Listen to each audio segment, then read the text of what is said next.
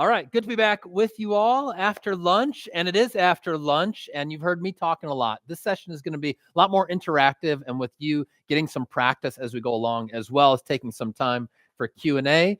Just shameless plug, as we mentioned already, I do have some copies of the book left still for $15. It's $19 on Amazon, so you can save a few bucks, and if you like, I'd be happy to put my John Hancock in there. If not, no offense I've taken either, but feel free to come and grab me afterwards. You cash, or you can send it to like Zelle, one of these fancy kind of things, or you can just send me a check in the mail. That's fine too.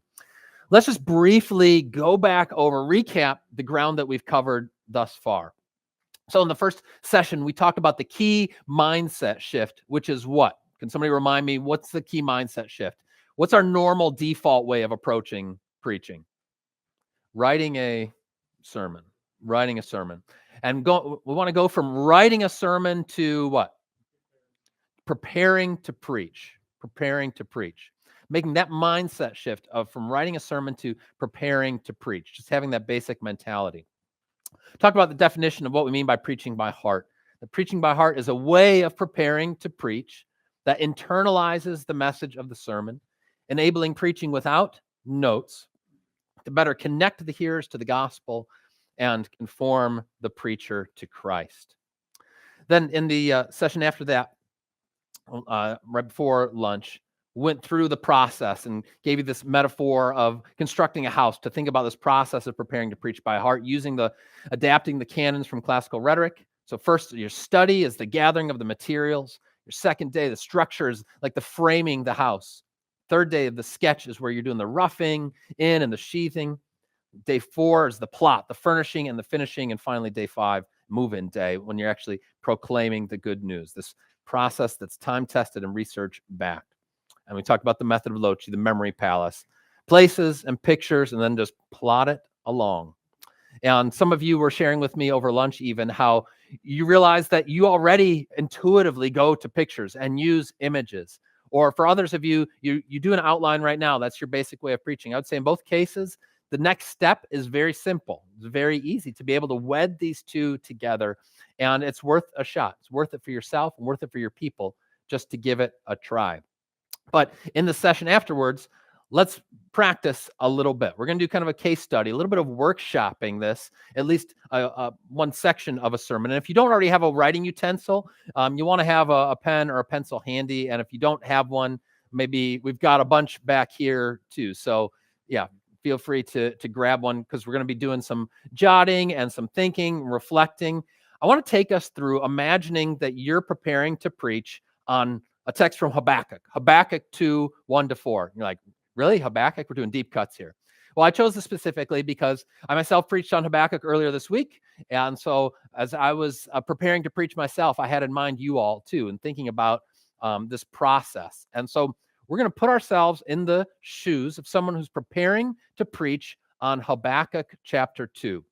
And going through each of the steps, the stages of this process of preaching by heart, and doing just a little sliver, just taking a couple of minutes to try and imagine, put into practice what this could look like. So our first day, of course, is the study stage, the inventio, when we're gathering the materials. And as we go through each one of these, I'm just going to show you some of the artifacts of what my process actually looks like.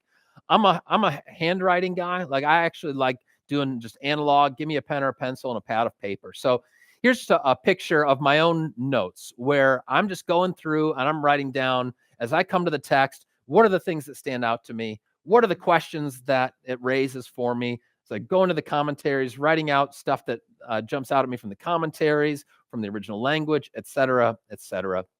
It can be anything and everything, just the raw material that then is going to be turned up and brought into the process of the actual message itself. So let's do this. You've got a Bible handy, you've got your phone, you've got scriptures on there. Take a moment to read the text, first of all. Read Habakkuk 2, 1-4, short passage. And take about 3 minutes to jot down any questions, observations, insights that come to mind. Just whatever stands out to you from the text, what catches your attention. You've got some space on your handout, or you can write it in a notebook, what have you. And I try to identify what's the big theme. Is there one theme that stands out from these few verses. Okay, I'm going to give you about 3 minutes to spend some time with the text, 3 or 4 minutes, and then we'll come back together and share what are some of the materials that we're noticing. Go ahead. All right. So what are some questions that came to your mind as you were approaching the text? What were things that you were wondering about, whether about the text or the context or anything like that? Who is he again? Yeah, who's Habakkuk? How many of you spent half the time just trying to find where's Habakkuk in the Bible, right? It's fair too. What things stood out to you? Were there particular words or phrases, parts of the verse that jumped out to you? He's on duty. Okay, he's on duty.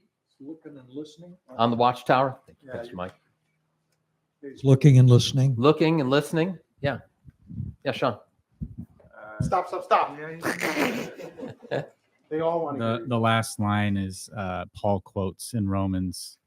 Yes, the last line Paul quotes in Romans. I think he quotes it in Galatians too. So yes, good, important verse there. Yeah, back here. Thank you.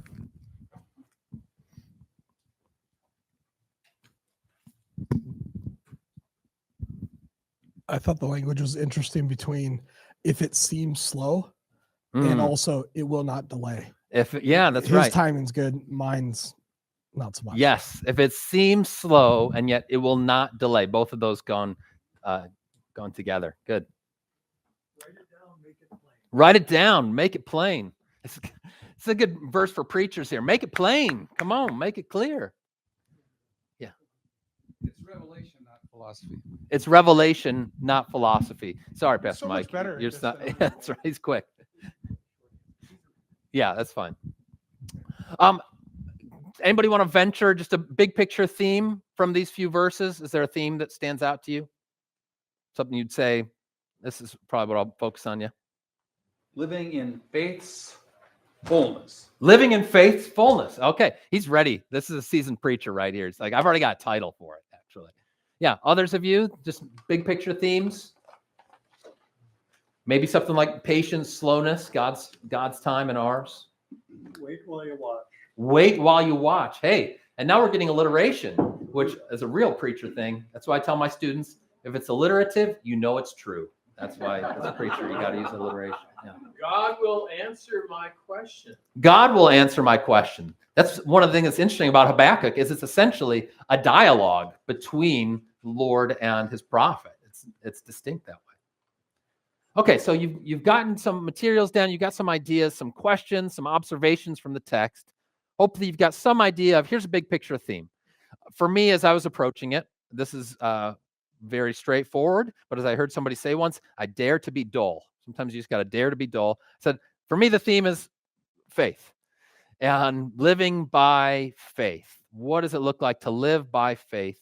And perhaps Habakkuk brings out something distinct about what that looks like to live by faith. But now we're going to go into the second stage, day 2, the structure stage. And this is where, remember, I said there's a particular exercise you can use here, the one-sentence sermon exercise. So let me show you just a glimpse of my one-sentence sermons from my meditations on the text of Habakkuk. So hard to read this, I realize, although I've got the original pages if you want to come check it later. But just gave a few examples, a few one-sentence sermons. So for instance, the cause and effect structure. My one-sentence sermon is the fruits of faith, that is the effects, include steadfastness, patience, and joy. Or I said in classification, faith among the other theological virtues, faith, hope, and love. Or comparison and contrast, faith in self, what the text says being puffed up, versus faith in God. Okay. Each of those are just simple snapshots of ways that I think, okay, I could develop the sermon in this way. And that led me then, I've got my focus as I decided to focus on faith and how faith lives with the nevertheless, because God's promise is trustworthy. So I focused on faith and in particular, this notion of the neverthelessness, the living in the meantime and still trusting God with a function or a goal that the hearers would trust in God's promises in difficult and uncertain times. And the structure that I use for this is what's called a paradox maintained structure, which I could tell you more about if you're interested. One of my favorite structures. And then you can see just a basic outline. What I'd like you to do here, your mission with framing the building is, again, take 3 or 4 minutes, take a few minutes, I just want you to try out 2 one-sentence sermons, okay? 2 of the possibilities from that exercise. One, a text application, where you just kind of a fill in the blank here. What we learn from the text is ... your big picture theme. And then this is significant for the hearers because what's the big takeaway of application that you would see? Or secondly, a cause and effect structure. Because of whatever your big picture theme is, there is X, Y, and Z effects. Do at least one. If you want, you can do both. But again, let me give you 3 minutes to go ahead and try to just flesh out structure, do a one-sentence sermon on Habakkuk 2.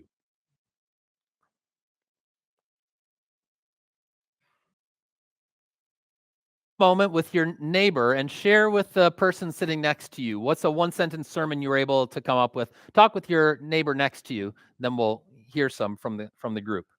All right, I'm interested to hear some of what you guys came up with. Anybody care to share? You can share your own, or you can share your neighbors if you thought it was really good. Feel free to do that too. We didn't get very far. We were still hearing. That's okay. Good enough. Any bold volunteers willing to share their own or share somebody else's one-sentence sermon? We're all new at this, so there's no judgment, no pressure here at all. Just tossing it out. Anybody? Yeah, go ahead. Oh, yeah, good. I hesitate. So just following that template, I said, we learn from this text to trust God even when he seems opposed to us. Good. And this is significant because our people will find themselves struggling and feeling opposed by God. Great. Very simple, straightforward. Nice theme, and you can already imagine how you'd apply that to the lives of your hearers. Good. Anybody else willing to take one more volunteer, one more bold guess? Somebody from this side. Here we go. Okay, great. This is actually a combo package from a couple people, but the duality of it makes a lot of sense. Sure. So I watch and wait from the tower, and when I receive his word, I run with it. I watch and wait from the tower, and when I receive his word, I run with it. Cool. Okay. So, and this is kind of the text application of what we learned from it, and then what happens as a result, or how that's applied to the hearers. Good. Anybody else, just before we move on? If this is something that interests you, by the way, just the sermon structures in general and the one-sentence sermon exercise in particular, I've got a little handbook that I give to my students that has all these different structures, a little simple description and outline of it, and then also templates for each of the different structures. If you're interested in that, feel free to shoot me an email. You've got my email address at the bottom of the handout. I'd be happy to send that over to you. Okay? Yeah. Can I give you a Lutheran 3-point version? Sure, go for it. What we learn from this text is that God rewards faith that is 1, God-given, 2, proclaimed as public knowledge, and 3, lived out in our daily lives. Okay, God rewards faith that is God-given, public knowledge, Made public knowledge, lived out in our everyday lives. There we go. I mean, this is just a simple, you can already kind of imagine how the outline, how it would unfold. Thank you. All right, day 3 now, the sketch stage. We're roughing it in. We're trying to flesh out those thoughts a little bit more, put some words to it. Let me show you just the introductory unit or movement of my sermon on this. So again, on Habakkuk 2, I had my idea of kind of the faith, how faith lives in the meantime, in the nevertheless. So I start out with an anecdote of how do we live in the meantime. And I talk about how we had a tornado that came through St. Louis, especially our campus. And it left me wondering, how do we live in the meantime? The second thought on there was just kind of developing that of Ameren, the power company, promised to us, behold, we are coming soon. Okay, fine. But how are we going to live in the meantime? What do we do? And you'll notice I'll often do this. On the side, I've got just notes, other things that came to my mind, and thinking about, okay, for my hearers, what are the ways that they're in the meantime? My students are in the middle of the semester. For all of us awaiting our Lord's return, for people who are waiting with relationships and relationship strain and struggle.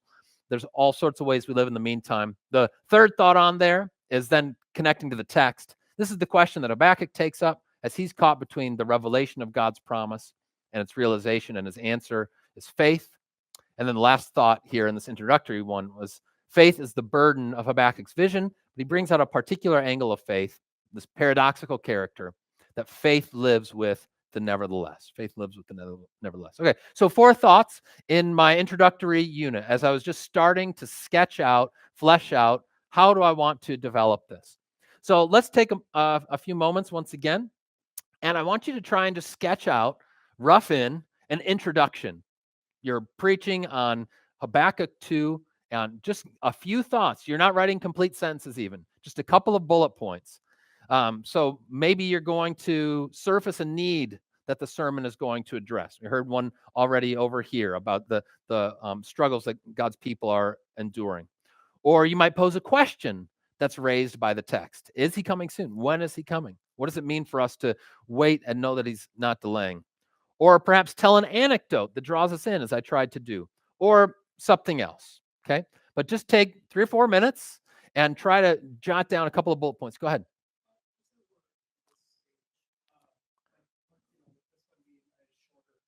Yeah. Do you find that, like, maybe it's not a hard fast rule, but like each verse becomes one of these? Oh, interesting. And this Sure. one is such a unique Yeah.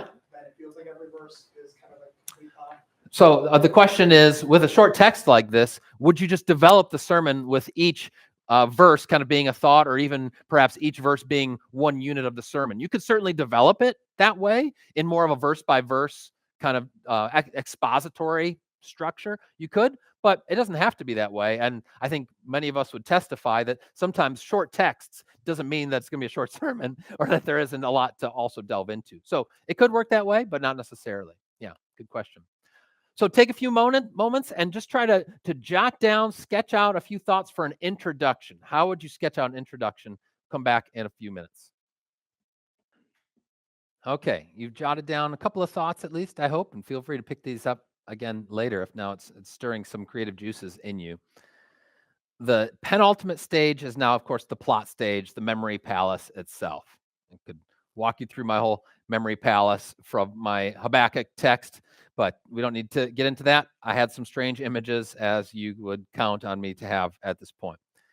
But why don't you try it out a little bit? You've got a few bullet points. Hopefully you have at least 1 or 2. And I want you to do 2 things. 1, think of what would be your place. Choose a place for your memory palace. And probably suggests itself, maybe you've already thought about it. And 2, imagine a couple of pictures to associate with the thoughts that you've sketched out. Just give it a try. Perhaps something is already there. There's something that's in the thought that you wrote. For instance, if you'd said, tell the story about Tom, you probably picture Tom doing whatever he's doing in the story. Don't overthink this, right? Just what comes to mind. Take just a couple moments, take 2 minutes, and think about, how could I depict in my memory palace these thoughts? Feel free to keep thinking, keep writing, but as we do, does anybody have something that pops into your mind you're willing to share it without context? You don't even have to tell us what does it signify, what's associated with, but just you've got an image that you're willing to share. Anybody? I can see you got a look on your face. Go ahead. You're stuck in the car while mom's there you go. Right at Joanne's Fabrics too. I love the specificity of that. Didn't Joanne, and it closed, I think, didn't it, Joanne's? Oh gosh, too bad. Yeah. When we went out to Washington over White Pass, the fog and the rain coming off the ocean over White Pass. Yeah. It just fogged everything over. You couldn't see any beautiful vistas. So you can picture the fog still.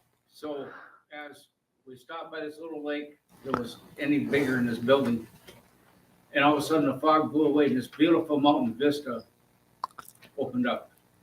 And you could see what you couldn't see before, and then it fogged over again. Yeah. And I imagine like Habakkuk, all of a sudden when he got this word from the Lord, it's like everything became clear what's going to happen. Yeah. So you can picture that in your mind's eye. I love that.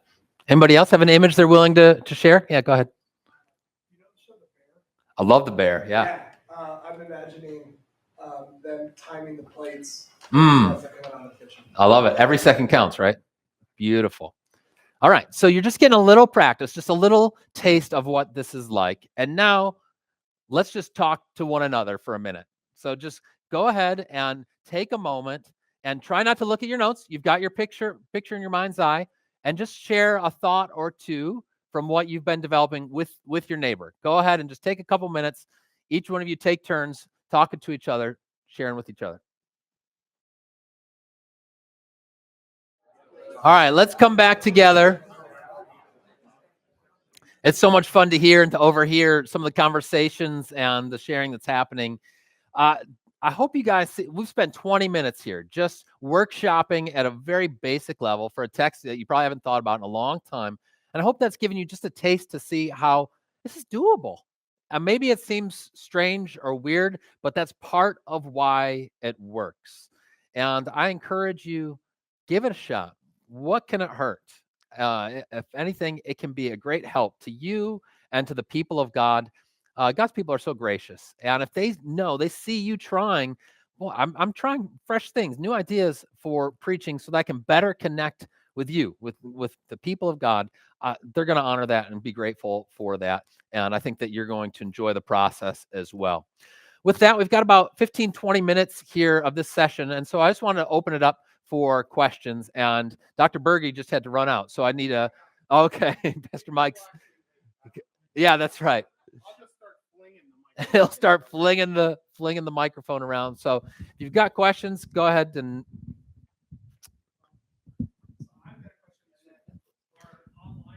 There's a bunch of guys watching online. Oh, cool. They texted a question in Oh, for you. great. Sure. My question is this: what we were describing, what we just did, Mhm. it felt like, oh, I've got this image, and then in my sermon, I would share that image. Okay, great question. And Right. how do you leave the image just for yourself and not just have Mhm.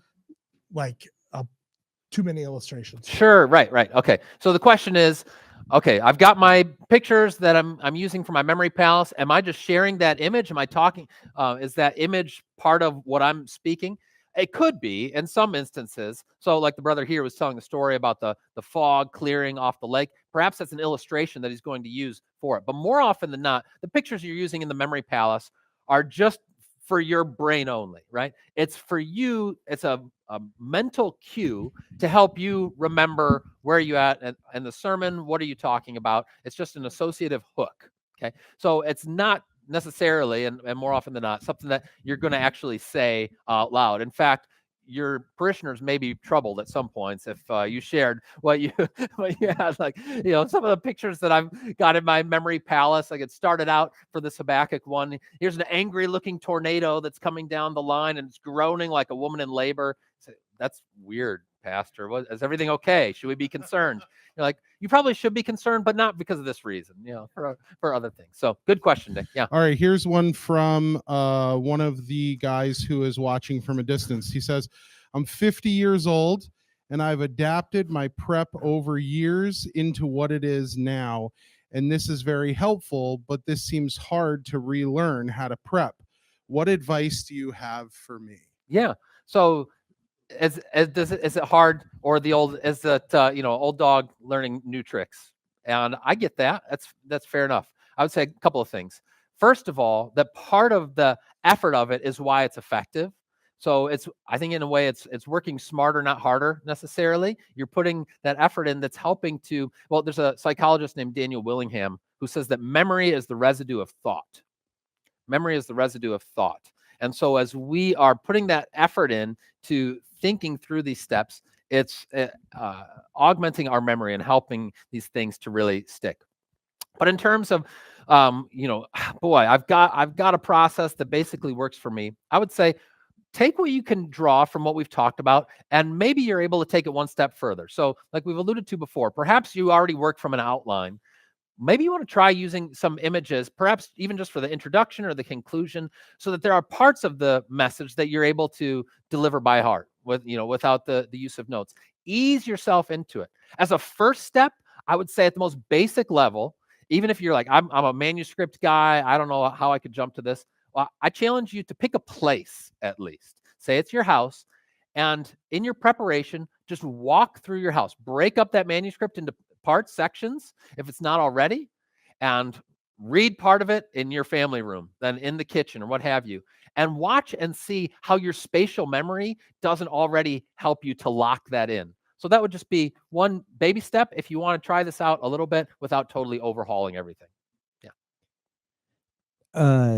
So part of the reason that I started going towards manuscripts is because when I'm doing like my sermon and stuff, I had feedback that people would like some of the points to go up or like a picture to go up that helps as they're processing the sermon that's taking place. Mhm. If I'm preaching in this, how would I communicate those things still? Like I would be nervous about not saying it exactly the way that I have it on the slide, Right. or something along that line if I'm preaching this way. Is there a way to wed that? Is there a way? Because Yeah. again, like that started from people in the church being like, I would like it. I'm a visual learner, not just Right. audio. Like I'd like to have some of that connection. How do you do that? Oh gosh. Well, I mean, this is where, so your question is basically, you've got a church where you've got screens, you're using images, but you want to make sure that you're saying what you've actually got up there so they're following along. Yep. Great question. So this is where if you kind of have a head start if you're in a congregation that has screens already, because there's your images, right? You've got your images where now you can use those and overlay those with your preparing to preach. Okay. So instead of having to keep everything even up here, I've got these cues right there. And you can tell perhaps there's particular trigger words that you could tell to the guy who's doing AV in the back. And in terms of your concern about, am I going to say things just the right way? You probably won't. And that's fair.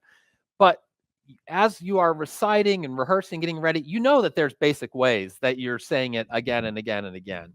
And I think that more often than not, if not all the time, it's going to be really clear. Here's where we're at. But if you do have a screen, that goes hand in glove with this technique because you've already got the images right there. I think that makes it really easy. Yeah, good question.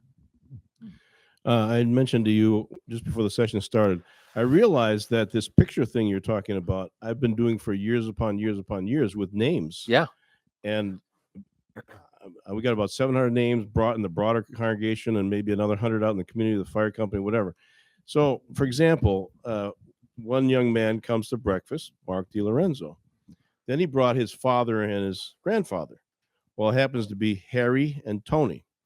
And so in my head, I go, Harry Toes. I have no idea what I did that, but I never forget those guys' name because Right. Harry and Tony. Right. We had an older lady in the congregation. Her first name was Trudy. Yep. Her last name was Rudolph. And my head would go, Rudolph the Red Nose. Of course. But the thing is, you have to try to not say those things out loud, you know? And that's kind of what fair. you were saying in the Yes, sermon. that's You right. got your pictures, but it's Right. not going to make sense to the people out there if No. you use your memory thing. No. right? And that's why, like I said before, it's like a scaffold.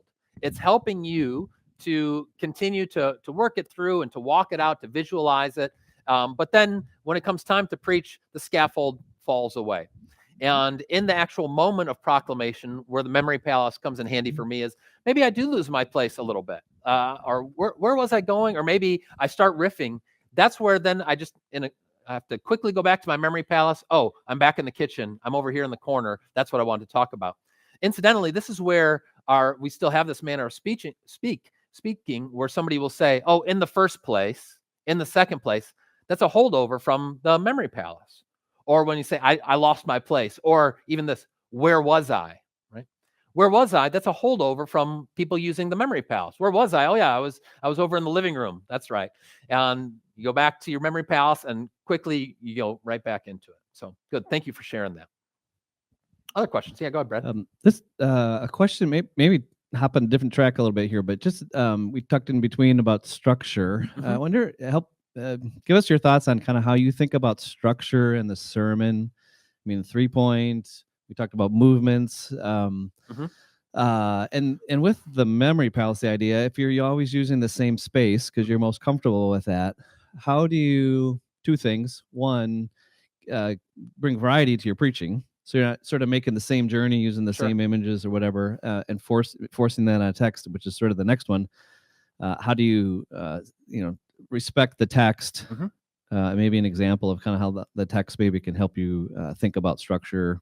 So multi-pronged question there, but structure is the basic idea. Structure, yeah. So a couple of things. First of all, your place is just your backdrop. It's just your canvas.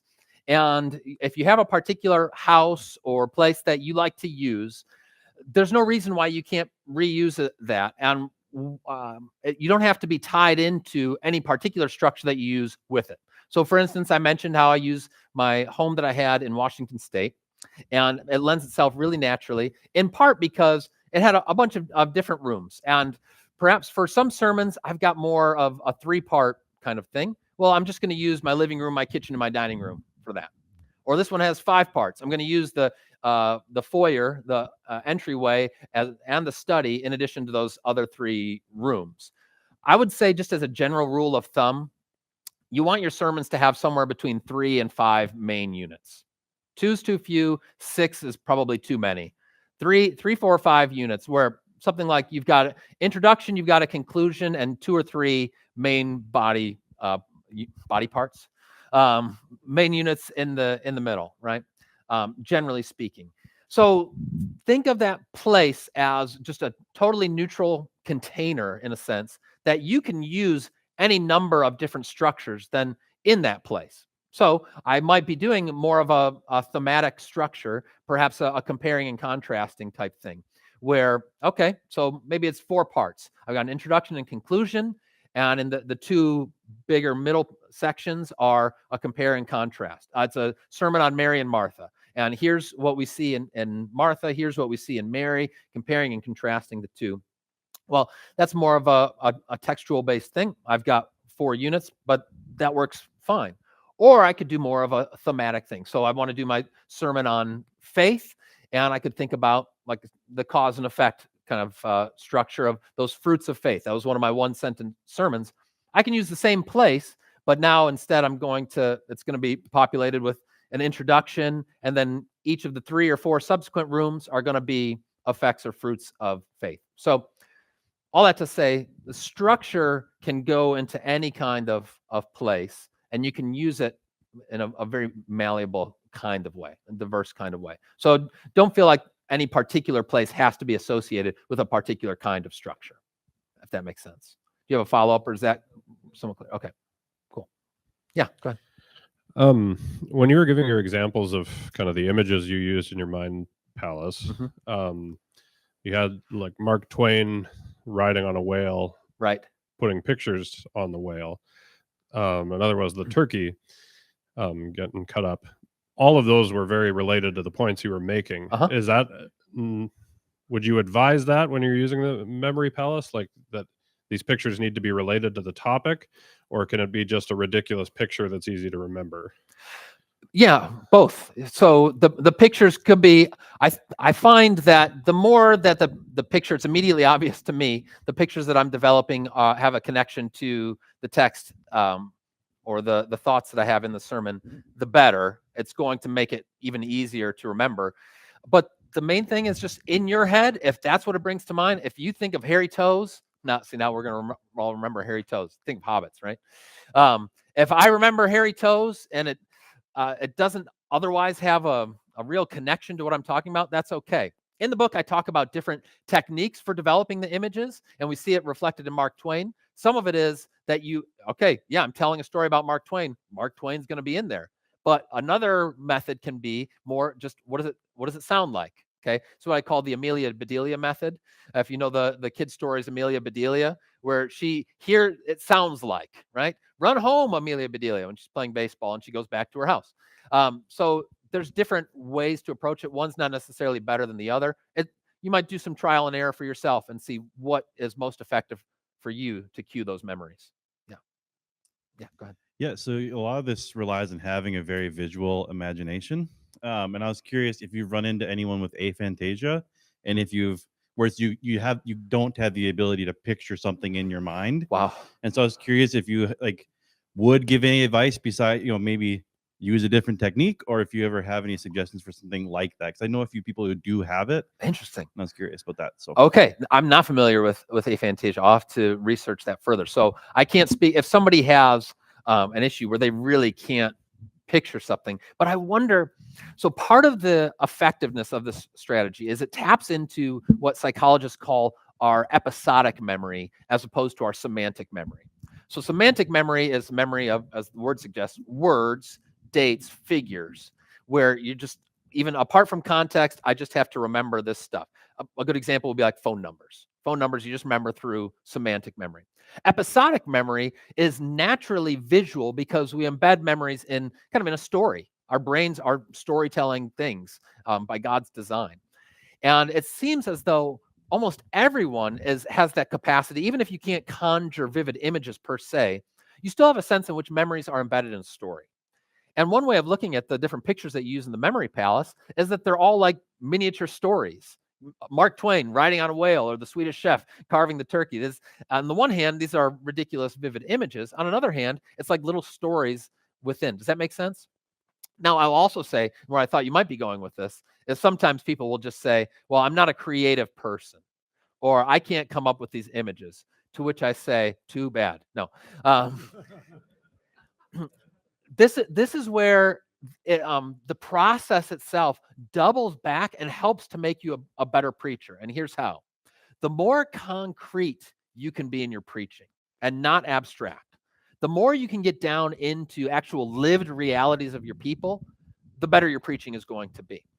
And so a byproduct of developing the memory palace is it encourages, it incentivizes you to be more concrete in your thoughts and in your preparation, to be a little bit more creative. Because sometimes we'll even let ourselves off the hook with very abstract thoughts. Like, I know basically what I'm saying. I'll tell you what, it's easier. It's easier just to give a doctrinaire kind of bullet point sort of list. It's harder than to think about, what am I really trying to get at here? How can I depict it? How can I convey it in a way? What's a metaphor that I can use that's going to bring this out? So if you actually have like physical handicaps, that's a challenge, and I'd have to think more about how to work with that. But I would say for any of us, I dare you to give it a shot and see if you can't come up with some of these images, generate them, or if you can't do it, find a 6-year-old, hang out with them and see what they can come up with, because kids say and imagine the darndest things. And we got time for one or two more. Yeah. When I was enlisted in the Army, I was getting trained as a pharmacy tech. Yeah. We use crazy mnemonic devices to remember drug names, Sure. trade names, and all that. And different techs were using different images. Yeah. And it was a riot. Yeah. And we remembered the stupid drugs. It seems to me that all of this and our discussion has been around application. And I haven't heard necessarily any discovery of Christ in the text. So if we're like Paul and want to know nothing among you except Christ crucified, he hasn't shown up yet. Sure. So, yeah, I mean, in terms of that process of meditating on the text and delving into it in terms of your study, everything that we've talked about, I would say, is in a sense kind of content neutral. Like, these are tools and techniques that you can use regardless of what your content is. And the question of, well, how do we make sure that we're Christ-centered? In a sense, that's a little bit of a different conversation. But for me, and I hope that that's come through today, I want to encourage us, to push us toward continually asking the question, why is this text good news for us? What is the gospel that God's people need to hear? In fact, that's the question that I encourage my students to ask, especially in that study stage. As you're approaching the text, as you're trying to suss out what's the big idea here, just ask yourself. Sometimes you can just find yourself at a standstill. Ask yourself, why is this text good news for us? What is it here that Habakkuk has to say that's good news for the people of God? So thank you for bringing us back to that. I mean, Jesus always needs to be at the heart and center of what we're doing. Absolutely. All right. I think that we are at time for now. If you have any other burning questions, things that came to your mind, grab me during the break. We're going to come back at 2:15.